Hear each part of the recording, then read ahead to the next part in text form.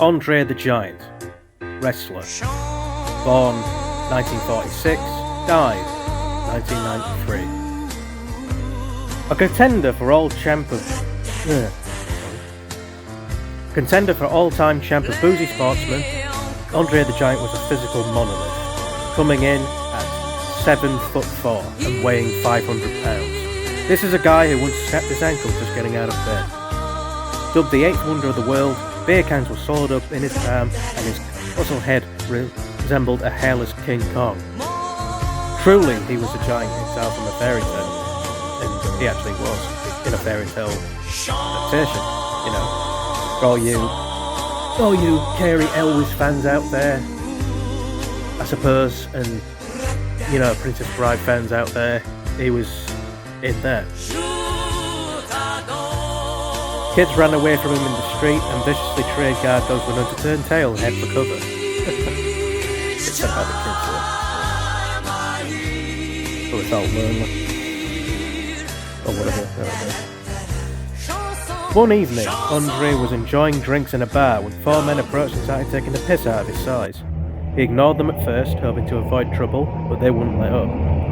Exasperated, André chased them out onto the street where they jumped inside their car and locked the doors. His blood up, André reached down and flipped the car upside down, tripping the inside before fleeing. When a policeman arrived, he found it difficult to swallow the men's story that a real-life angry giant had turned their car over. Born in a small French village not far from Paris, by the time André was 12, he stood over 6 feet tall and was so strong he was on the work of 3 men on his father's farm. It was inevitable that he'd become a wrestler, either that or the world's most formidable doorman. It's debatable whether anyone has consumed more alcohol in their lifetime than André, 7,000 calories worth every day.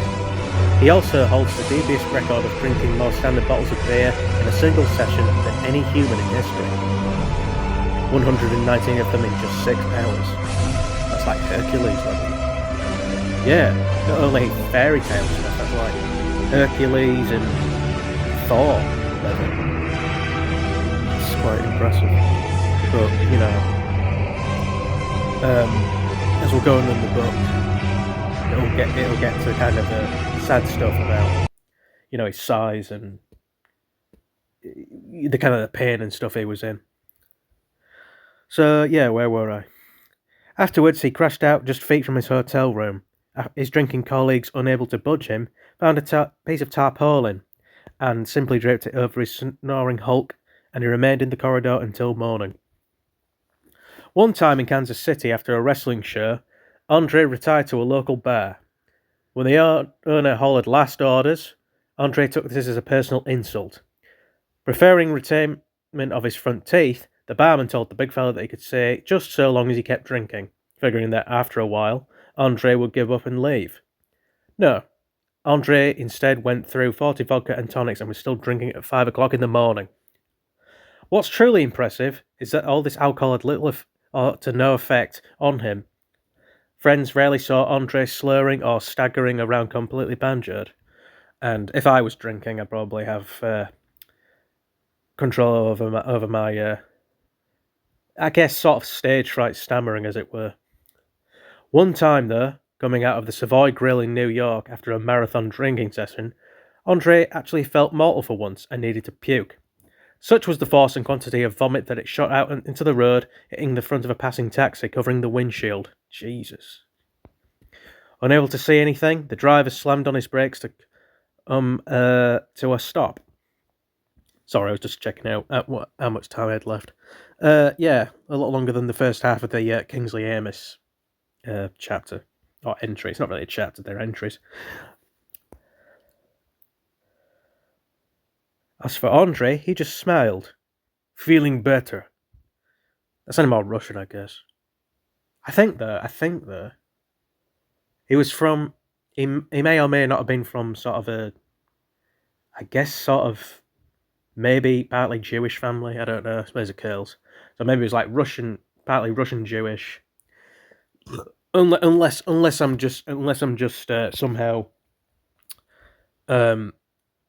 putting Serg Gomberg his background into Andre the Giant, but sometimes you wonder, phenotypes, ethnotypes, hair, and all that shite. I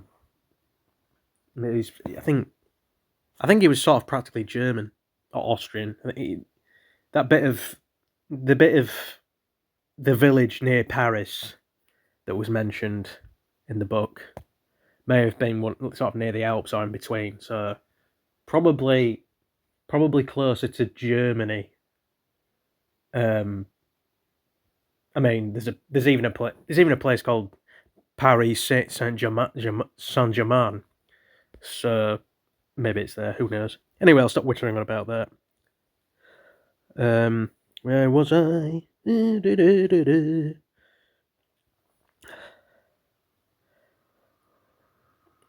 As I mentioned, him going to Japan as well, and I was just listening to Ghosts. Really good song, really catchy.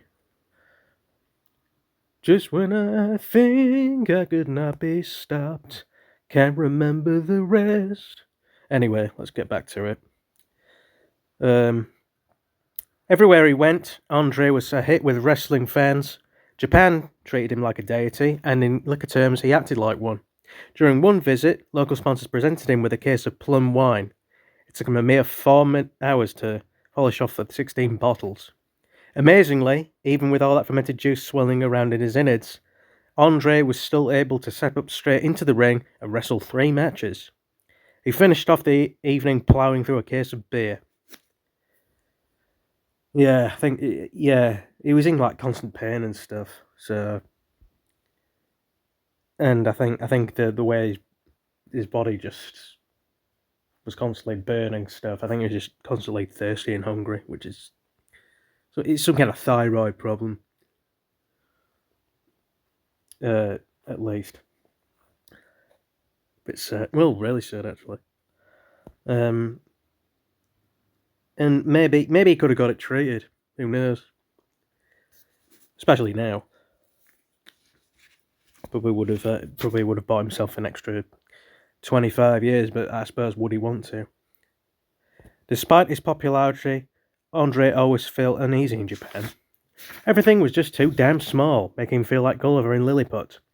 Hotels became cribs, rooms resembled closets. As for taking a crap, he often resorted to ripping the door off the bathroom, his huge legs sticking out of into the main room. General travelling was always a problem, necessitating the booking of 2 first-class airline seats tickets to accommodate his girth. As a young man, André drove around Paris with his head sticking out of his car's sunroof. The 70s and early 80s saw André at the peak of his popularity, and when he was the highest paid WWF wrestler in the world, a true megastar of his sport. But people were asking why he needed to drink such elephantine qualities. Unbeknown to his fans, André had been diagnosed with acromegaly. Yeah, that's the disease that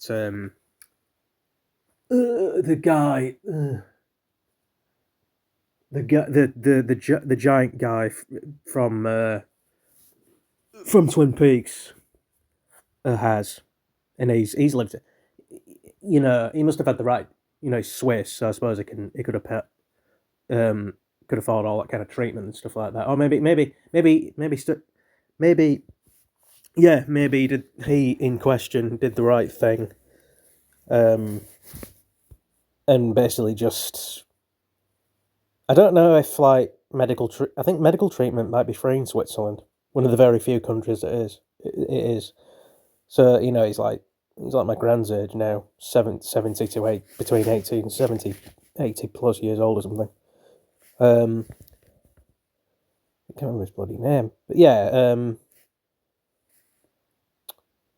Grandpa, and also for Stephen King fans out there, Grandpa Flick from Doctor Sleep, and the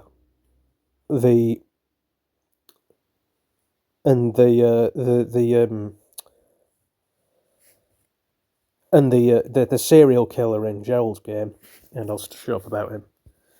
Like I said, Andre might have lived longer if he had better treatment and or whatever. Maybe it was just a bit too late on his. Yeah, I don't know. Maybe people are either lucky or unlucky or stubborn. Anyway, yeah, acromegaly. Never know how to pronounce that word. Yeah, a rare glandular disease which caused his growth hormones to go haywire, meaning he would never stop getting bigger. Sufferers of the condition rarely reached their 40s, and there was no cure. Yeah, somehow André managed to live to just shy of 47. Still, poor bastard. André also hid the truth from his family and close friends, but far from sinking into depression, intended living what little time he had on Earth to the absolute max, and to hell with the consequences. One mighty piss-up took place in 1977 between André and fellow wrestler Dusty Rhodes. Dusty? Stage fright again. Somehow. Dusty Rhodes. Dusty Rhodes. Travelling down a dusty road. After polishing off 100 beers in André's favourite Manhattan watering hole, they decided to return to their hotel. Unable to stand, let alone walk, they were in dire need of transportation. Up ahead was a pair of horse-drawn carriages. André and Dusty hauled both the drivers to the ground and galloped off like a mad reenactment of the chariot race from Ben-Hur, racing through the streets, narrowly avoiding cars and pedestrians who had the gall to be in the way. Dickheads. All people involved, really. Back at the hotel, they ditched the carriages and hit the bar, and that's where the cops found them, sipping brandy as if nothing happened. On tour with the WWF wrestling guys, André would finish off a case of beer every day on the bus, crushing each dead can in his hand and lobbing it at the back of Hulk Hogan's head. Every few hours he'd yell, "Piss stop!" A reporter travelled with André for a week and noted that his average daily consumption of 2 bottles of wine, between 6 and 8 shots of brandy, half a dozen Bloody Marys and screwdrivers, the odd glass of Pernod, and the obligatory case of beer. That's like his version of like, oh, I'll just take it easy now. It's just a beer. It's funny to me. Yeah. This perpetual boozing was equalled only by André's ravenous appetite. He loved to tell the story of when he visited a restaurant and the waitress was particularly condescending, asking in a loud voice if a bowl of soup and a cracker would be enough. "No," André answered. "I'm hungry." So he ordered the entire menu and demanded each dish be brought to him separately. It took him 4 hours to eat it all. Another thing he liked to do was pass wind. These were toxic farts capable of felling seagulls at 200 yards. When he was being hassled by persistent autograph hunters who wouldn't take no for an answer, André would assume the position and let rip, scattering all intruders as if it was a First World War gas attack. Considering his size, you'd think people, even tanked up, wouldn't be stupid enough to test their mettle against him. Wrong. On these admittedly rare occasions, André only used his strength as a last resort, such as the time in a bar when a big lumberjack tapped him on the shoulder demanding they go outside for a fight. André grabbed him by the neck and belt and smashed him into the wall, breaking the guy's ribs. Yeah, Charles Down would be pissing himself laughing. Probably. By the mid-80s, the disease André had ignored for years was beginning to ravage his body, but he refused to quit wrestling or modify his drinking. Appearing in the cult fantasy film The Princess Bride, as inevitably a giant, André took the cast out drinking most nights, and they'd show up next morning on set suffering hangovers from hell. When he left the hotel's crew for a month's stay, his bar bill was north of $40,000. Fucking hell. Well, I suppose it would be. And probably he could afford more than that. You know, pretty much getting bank at, as all his time in WWF. You know, they're footballs or soccer players, if you prefer, whichever side of the tracks, pardon, wherever you're from. They get ridiculous amounts of money for what they actually do all day.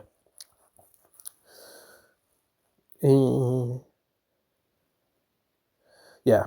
By 1992, even André's most ardent fans hence that his wrestling skills had greatly diminished, and ultimately he was forced to quit the sport he loved. André was literally buckling under his own weight. Every movement required painful effort. Sometimes he could barely walk. He retired to a 200-acre ranch in North Carolina. Yeah, isn't that where Dreamy Bull's from? That may be just what I need to read. 'Cause I'm reading. I'll shut up. Reveling in the peace and quiet, able to look proudly at the wrestling accomplishments that proved he'd been something much more than just a freak. His family loved him, though. It's quite nice. He was a good worker and everything like that as well. I probably would have liked a job like that if I had to grow up in a farm. Shifting stuff, lifting stuff. I can lift stuff. I used to be a dismantler in a recycling place.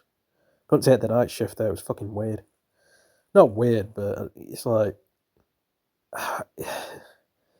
no, I'm not going through this through the summer holidays all the way into Christmas. I thought, sod it. No, I'm not doing it anymore. The lift with your legs thing got a slight. It's got better over the years, but I got a slight problem with my left arch, so it kind of made it hard. Lifting with your legs thing and flattening your feet and the boots and shit like that. Yeah, I don't mean to burst, but I'm quite strong. News reached him that his father had suddenly passed away. Flying home for the funeral, André decided to hang around the village for a while, visit old friends, reminisce, and take in the landscapes of his childhood. Oh, I made me cry this actually. Going to sleep one night, his heart just gave up and he was found dead the next morning. He was 46. Yeah, as I said, just shy of 47. Cremated, his ashes were scattered over his beloved ranch.